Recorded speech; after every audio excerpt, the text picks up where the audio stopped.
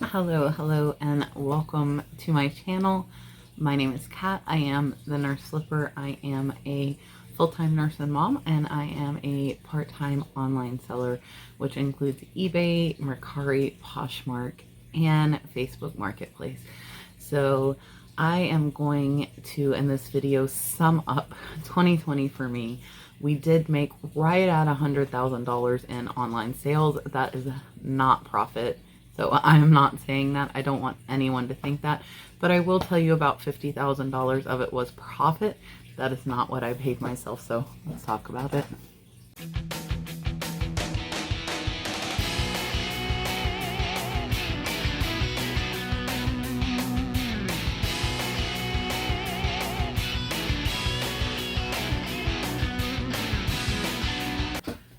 Alright, so my last video that I did, I covered, not my last video, but the video that is similar to this, I covered my sourcing methods and just went along my journey in 2019, and that video has been very well received, so I thought I would do it again for 2020, just to tell you guys where I got my stuff, how I changed my sourcing methods, and what I went through in the crazy year of 2020. And I will start off saying we made about $80,000 in sales on eBay, and then we made $2,000 on our second eBay, which is the Nurse Flipper store. And that one is funny. So I started that because I got restricted on eBay. I got suspended for listing some CPAP stuff and learned that even definitely RX prescription stuff is not allowed on eBay, but some non-prescription stuff is not allowed, and I did learn that the hard way. So take that as a definite tip from this. Do not list RX prescription items on eBay or you will get your account suspended. So that is one of the things that I went through this year. So we also sold $5,000 over on Mercari. We sold about $5,000 over on Poshmark, and then the rest was local and wholesale, but we're right at that $100,000 mark. And I will tell you guys, about 50% of that is profit. Everybody always asks me that. So we run about a 50% profit margin. And when I say that, I mean, after these sales, of course, there are going to be fees. You also have to pay for your shipping supplies if you are not using free USPS priority. And I also count in a portion of my cell phone bill, my trash bill, because buying all these lots, I end up tossing so much stuff. And I also write off a percent of my house. So I'm not sure how that's going to go for the following year, since I am getting the new bigger shed and hoping to get this stuff out of my house. I will have to speak with my accountant about that. So 2020 starting off, I think I had bought the last of my pallets. I get asked all the time if people should buy pallets, and it really depends on what you want to do. And there are different types of pallets. So you have your returns, which is what I stopped buying because I found that a lot of people are not honest and return stuff that is no good. So I have not bought a returns pallet in very close to a year. And I did though, and I will continue to buy pallets of items if I see them on a Hybid auction. Hybid is one of my favorite places to find things, and we'll go over here in a minute that. So I think varying my sales platforms, I definitely do not put as much effort into the other platforms as I do eBay. And I did make some on Amazon this year as well, probably about $3,000 to $4,000. It was very, very low. It was only a few items, and I had multiple quantity of. So starting off this year, I was still getting some shelf pull pallets, and then I was buying also a lot of Shop Goodwill items at the beginning of the year, lots of purses and jewelry and plush, whatever I found. And I do have a Shop Goodwill video. I probably since I have so many new subscribers, we'll be redoing my sourcing videos for Shop Goodwill as well as Hybid. So if you have questions for either of those, please put them in the comments below, because I will take from questions and build my videos around that and make sure that you guys are aware how to use those to source for yourself. So I did the purses, I did the jewelry for a few months, and one thing that you will learn when you're reselling is you need to like what you're doing. So I do like the jewelry, but you see, I wear one ring and one necklace. I'm not a jewelry wearer, so I'm not super familiar with that. What I liked about the jewelry was the whole treasure hunt thing, the thought that I might have a piece of gold in this 20-pound lot of jewelry. And a couple of times I did, and it has been really fun to look back through my videos. And I did 237 videos this year, and documenting the journey and what I'm doing and seeing how I was sourcing and watching myself grow is amazing.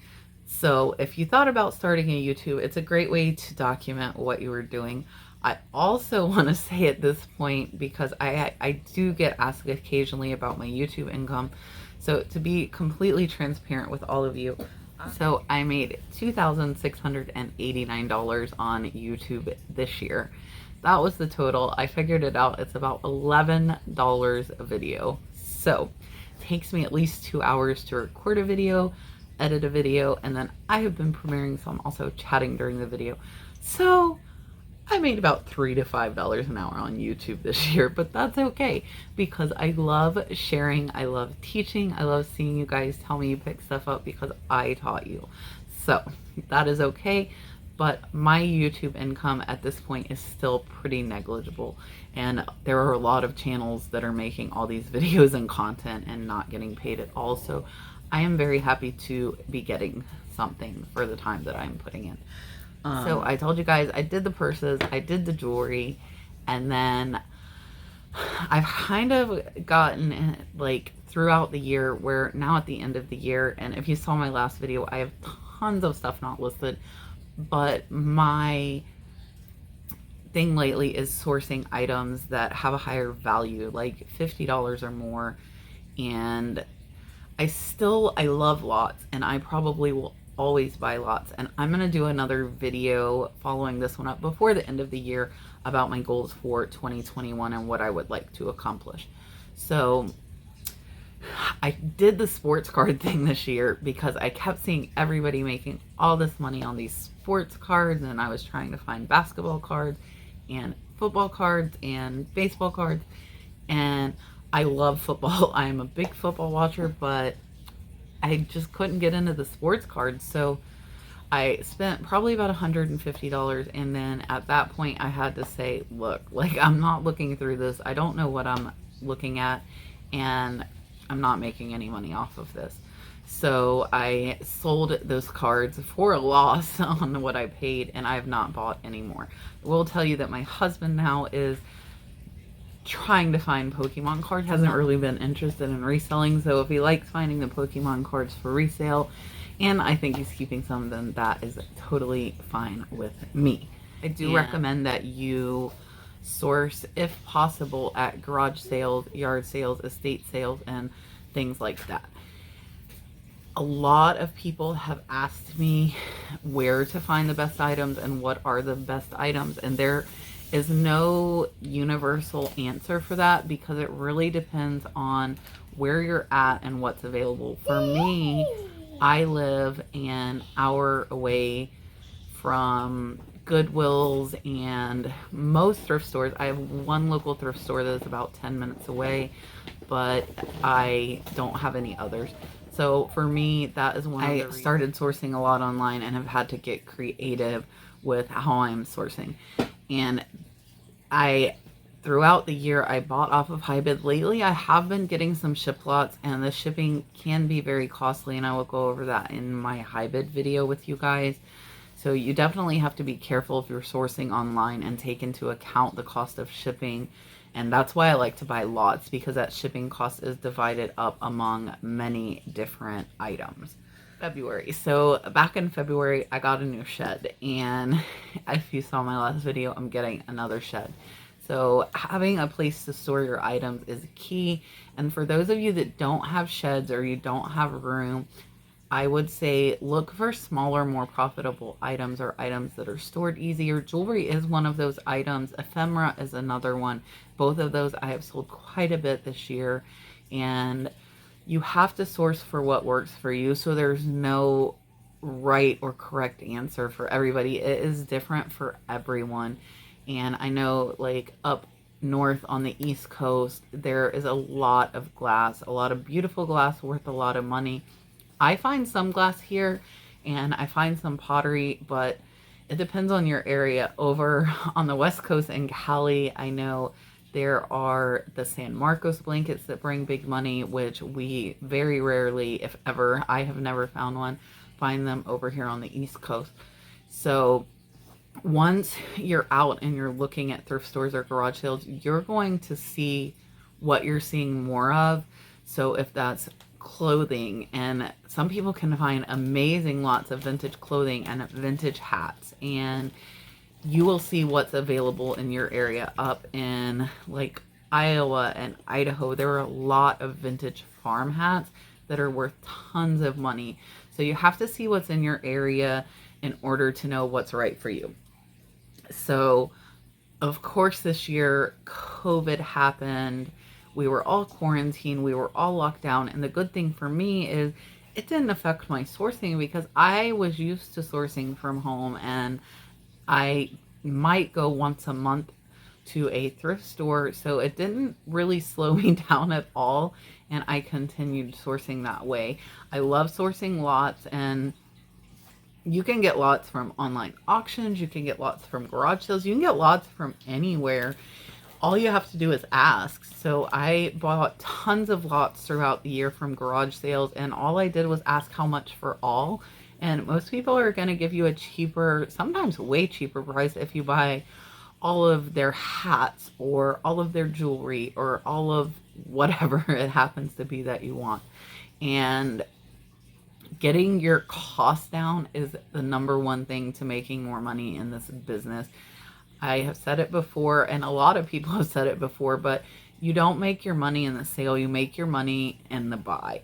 So buy low, sell high sounds simple, but it really is not. Sometimes it's hard to find items for cheap. And those that say that they can't find items in their area or the thrift store prices are too high, then you need to find some other way to source, be it garage sales or online sourcing. I also started this year marking up my items. I mark everything in my store up by 30%, and then I put it for sale at 40 or 50%, which essentially is 10 to 20% off. And when I say 10 to 20% off, I typically will price where my 40% off sale is just below my competition, and then it is more appealing to the buyer. I also run my sales for 3 to 5 days because I want to create that sense of urgency when someone sees my items are on sale. If they see it ends in a month, then they think, oh, I'll come back. But if it ends in 2 days or a day, they're going to be more likely to purchase. I got into furniture this year. I've only sold one piece. I still have, I think, 6 pieces. And I think furniture is a very lucrative business, and hopefully I can find more of it coming into 2021. However, the reality is most expensive furniture, and the people that have it know it is expensive. But where you're at, you might be able to find those pieces for cheap. I see a lot of people hitting it out of the ballpark with Ethan Allen furniture. It's just a matter of if you can find it. If you can find it cheap, and you have to have a place to store it. So again, you have to find what will work for your business model. And I will tell you guys now, I paid myself about $10,000 out of that $100,000. So $50,000 was profit. $10,000 came to me. $40,000 was reinvested back into my business. And that's something, as a part-time or a full-time reseller, is kind of a hard balance and something that I'm hoping to put in my goals for 2021. I want to figure out percentages that I do, that I pull out X amount for profit to pay myself, X amount to purchase shipping supplies, and X amount to go back into sourcing and buying more items. And if you're trying to build your store, plus you're trying to pay yourself, that can be very, very hard. And I think I'm at the point now where I have started to pay myself a little more the last couple months. And I am pretty good with where my business is at, and I want to maintain it and maybe add a couple more components in the next year. We'll cover that in my goal video. It's kind of hard to cover the last year without wanting to tell you guys what I want to do next year, but this video is going to be long enough with just covering like a synopsis of this year.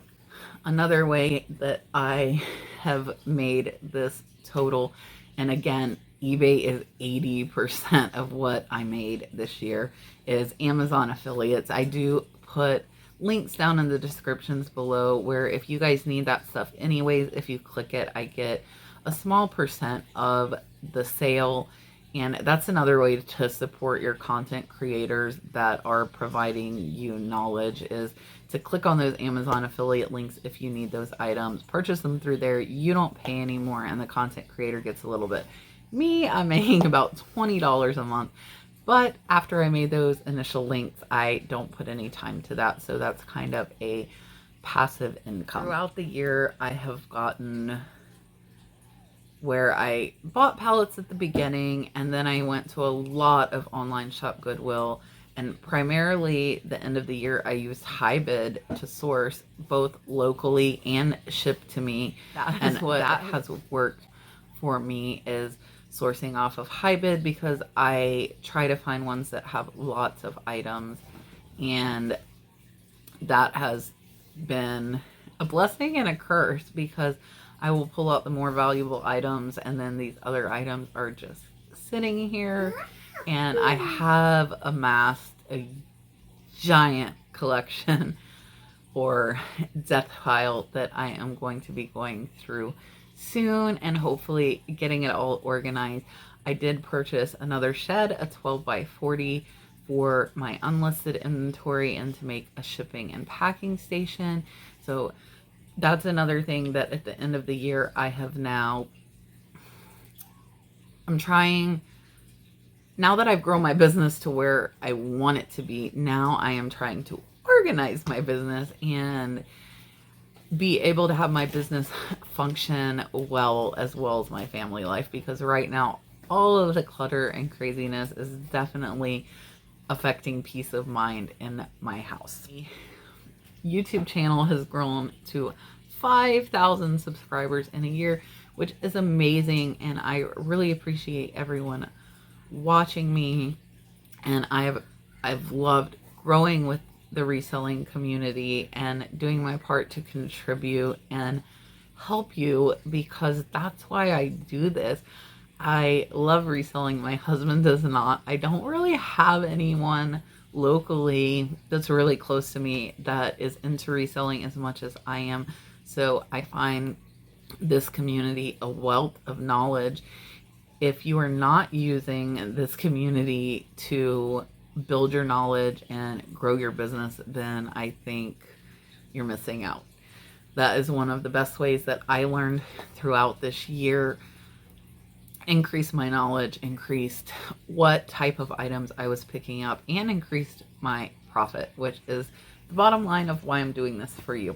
I haven't, I did kind of progress through, because I did stop buying the pallets and I went from Shop Goodwill to Hybid. I am still occasionally buying on Shop Goodwill, but the bottom line and what I hope to get across in this video is it is very possible to make $100,000 in sales part-time. You have to work very hard and use all of your spare time to put that into your part-time or full-time business. It's very easy not to do things, and you, like, if I'm at the doctor's office waiting, I'm either listing or sending offers. If I'm at a red light, I am doing the same. So if you don't have much spare time, you need to either make it or find spare time that you didn't really realize was there. As far as listing, I some days would list 40, some days list none. I think the average is probably 15 items a day if you average it over my work and non-work days. So listing consistently, putting in all the time that is possible without wrecking other areas of your life, I think is key as well. It is not easy to make this much money, especially part-time, even full-time. It takes a lot of work, takes a lot of time, and you have to keep building your knowledge. If you do not continue to build your knowledge, things change. People want different things, the demand for things change, and I still consistently look up almost everything that I pick up because that market could change. 3 months ago, that might have been the hottest thing on the market, and now nobody wants it. It can get super saturated. There can be a lot of competition, and you can pick up items that you think will do well and they don't, and your business takes a hit. So research, make sure you're picking up good items, learn what is good in your area that you are easily able to find, and learn more about that item. So if that is vintage hats, go watch some videos on vintage hats so you know which vintage hats are selling. Also search eBay. You can search eBay for vintage hat, look at the solds, and sort it. You can do this for anything. Sort it by the highest price item that sold. Look, so you know what is selling for high dollar that you are finding. And I think that's it. I will be doing a video on my goals for 2021 and how I hope to reach them here soon before the end of the year. And I appreciate you guys watching. Drop me some comments below. Let me know how your year went. Mine, I was hoping to reach $150,000 this year. I won't lie, and I did not do that. So let me know if you hit your goal for this year and maybe what your goal is for next year, and about how you're sourcing, because I would love for everyone to see the different ways and how many ways there are to make money selling on eBay or selling online platforms, and how completely doable it is. This is a great way to earn extra money, to pay off debt, and to provide a better life for your family. So hope you guys enjoyed this, and I will see you on the next one. Bye, guys.